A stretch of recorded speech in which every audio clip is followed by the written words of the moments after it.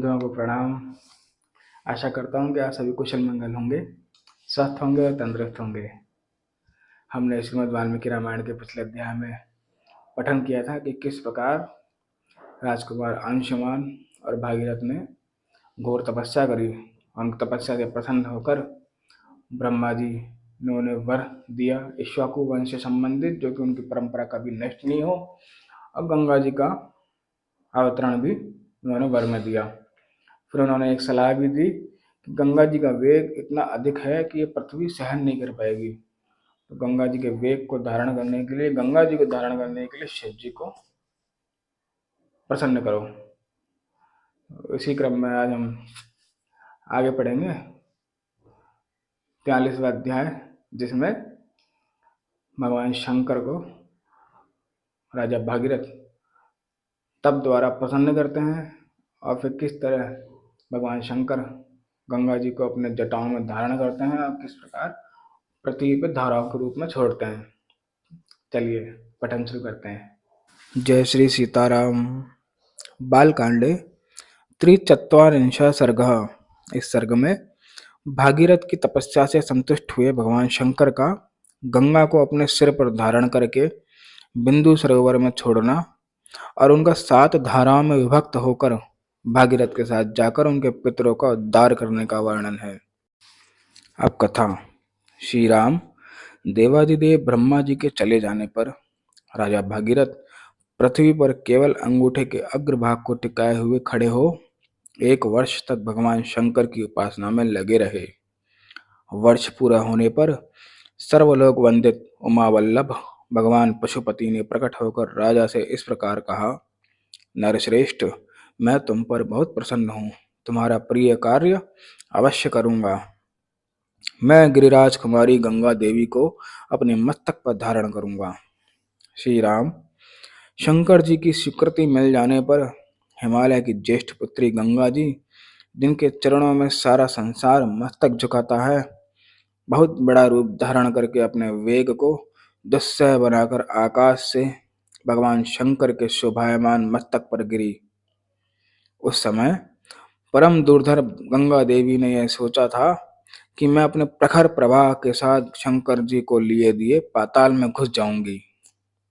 उनके इस अहंकार को जानकर त्रिनेत्रधारी भगवान हर कुपित हो उठे और उन्होंने उस समय गंगा जी को अदृश्य कर देने का विचार किया। पुण्य स्वरूपा गंगा भगवान रुद्र के पवित्र मस्तक पर गिरी। उनका वह मस्तक जटा मंडल रूपी गुफा से सुशोभित हिमालय के समान जान पड़ता था। उस पर गिरकर विशेष प्रयत्न करने पर भी किसी तरह वे पृथ्वी पर नहीं जा सकी। भगवान शिव की जटा जाल में उलझकर किनारे आकर भी गंगा देवी वहां से निकलने का मार्ग न पा सकी और बहुत वर्षों तक उस जटाजूट में ही भटकती रही। रघुनंदन भागीरथ ने देखा गंगा जी भगवान शंकर के जटा मंडल में अदृश्य हो गई हैं। तब वे पुनः वहां भारी तपस्या में लग गए।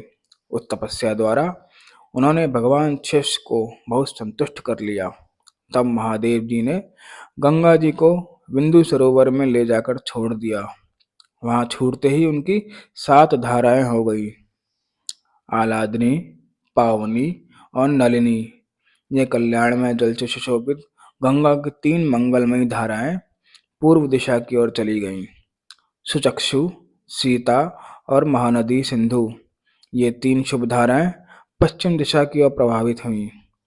उनकी उपेक्षा जो 7वीं धारा थी, वह महाराज भागीरथ के पीछे पीछे चलने लगी।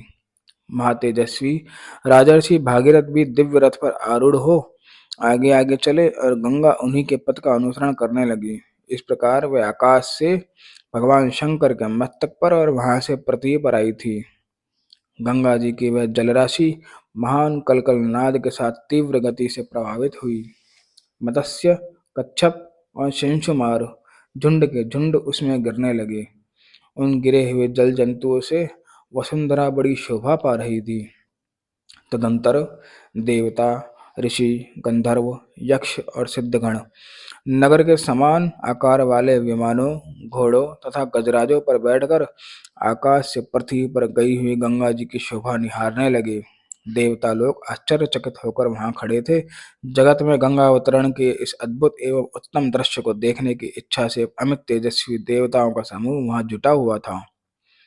तीव्र गति से आते हुए देवताओं तथा उनके दिव्य आभूषणों के प्रकाश से वहां का मेघ रहित निर्मल आकाश इस तरह प्रकाशित हो रहा था मानो उसमें सैकड़ों सूर्य उदित हो गए हों।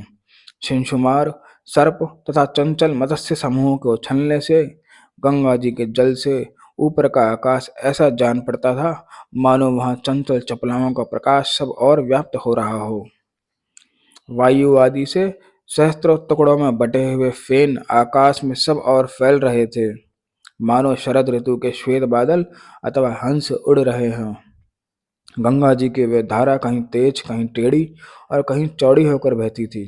कहीं बिल्कुल नीचे की ओर गिरती और कहीं ऊंचे की ओर उठी भी होती थी। कहीं समतल भूमि पर वह धीरे धीरे बहती थी और कहीं कहीं अपने जल से उसके जल में बारंबार टक्करें लगाती रहती थी। गंगा का वह जल बार बार ऊंचे मार्ग पर उठता और पुनः नीची भूमि पर गिरता था। आकाश से भगवान शंकर के मस्तक पर तथा वहां से फिर पृथ्वी पर गिरा हुआ वह निर्मल एवं पवित्र गंगा जल उस समय बड़ी शोभा पा रहा था। उस समय भूतल निवासी ऋषि और गंधर्व यह सोचकर कि भगवान शंकर के मस्तक से गिरा हुआ यह जल बहुत पवित्र है, उसमें आचमन करने लगे। जो शाप भ्रष्ट होकर आकाश से पृथ्वी पर आ गए थे, वे गंगा जी के जल में स्नान करके निष्पाप हो गए तथा उस जल से पाप धुल जाने के कारण पुनः शुभ पुण्य से संयुक्त हो आकाश में पहुंचकर अपने लोकों को पा गए। उस प्रकाशमान जल के संपर्क से आनंदित हुए संपूर्ण जगत को सदा के लिए बड़ी प्रसन्नता हुई। सब लोग गंगा में स्नान करके पापहीन हो गए। हम पहले ही बताए हैं कि राजर्षि महाराज भागीरथ दिव्य रथ पर आरूढ़ हो आगे आगे चल रहे थे। अब गंगा जी उनके पीछे पीछे जा रही थी। श्री राम उस समय समस्त देवता, ऋषि, दैत्य, दानव, राक्षस, गंधर्व, यक्ष, प्रवर, किन्नर, बड़े बड़े नाग, सर्प तथा अप्सरा ये सब लोग बड़ी प्रसन्नता के साथ राजा भागीरथ के रथ के पीछे गंगा जी के साथ साथ चल रहे थे और सब प्रकार के जल जंतु भी गंगा जी की उस जल राशि के साथ आनंद से जा रहे थे। जिस ओर राजा भागीरथ जाते उस ओर समस्त पापों का नाश करने वाली सरिताओं में श्रेष्ठ यशस्विनी गंगा भी जाती थी। उस समय मार्ग में अद्भुत पराक्रमी महामना राजा जहू यज्ञ कर रहे थे। गंगा जी के अपने जल के प्रवाह से उनके यज्ञ मंडप को बहा ले गई। रघुनंदन, राजा जहू जब गंगा जी का गर्व समझकर कुपित हो उठे तो फिर तो उन्होंने गंगा जी के उस समस्त जल को पी लिया। यह संसार के लिए बड़ी अद्भुत बात हुई। तब देवता, गंधर्व तथा ऋषि अत्यंत विस्मित होकर पुरुष प्रवर महात्मा जहू की स्तुति करने लगे। उन्होंने गंगा जी को उन महात्मा नरेश की कन्या बना दिया, अर्थात उन्हें यह विश्वास दिलाया कि गंगा जी को प्रकट करके आप इनके पिता कहलाएंगे। इससे सामर्थ्यशाली महातेजस्वी जहू बहुत प्रसन्न हुए और उन्होंने अपने कानों के छिद्रों के द्वारा गंगा जी को पुनः प्रकट कर दिया। इसलिए गंगा जी जहू की पुत्री एवं जानवी कहलाती है। वहां से गंगा फिर भागीरथ के रथ का अनुसरण करती हुई चली। उस समय सरिताओं में श्रेष्ठ जानवी समुद्र तक जा पहुंची। राजा भागीरथ के पितरों के उद्धार रूपी कार्य की सिद्धि के लिए रसातल में गई। राजर्षि भागीरथ भी यत्न पूर्वक गंगा जी को साथ ले वहां गए। उन्होंने शाप से भस्म हुए उन्होंने पितामह को अचेत सा होकर देखा। रघुकुल के श्रेष्ठ वीर, तदंतर गंगा जी के इस उत्तम जल ने सगर पुत्रों की इस भस्म राशि को आप्लावित कर दिया और वे सभी राजकुमार निष्पाप होकर स्वर्ग में पहुंच गए। इस प्रकार श्री वाल्मीकि निर्मित आर्ष रामायण आदि काव्य के बालकांड में 43वां सर्ग पूरा हुआ। धन्यवाद।